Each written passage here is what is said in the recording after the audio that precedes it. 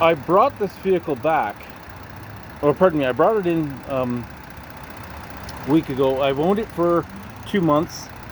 When I bought it, there was still snow flying around, so I didn't need to use the air conditioning. And for all intents and purposes, I'm going to say that there was never any air conditioning to begin with. Although the Freon was always good.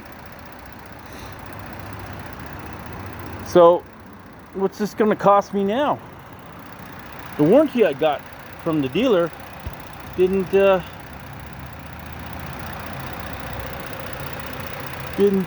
anything.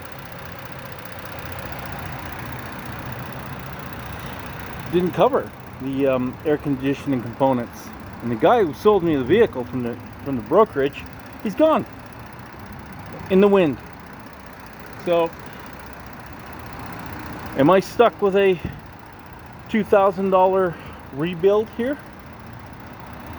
Let me know down in the comments. I'd like to know. Okay, have a good one.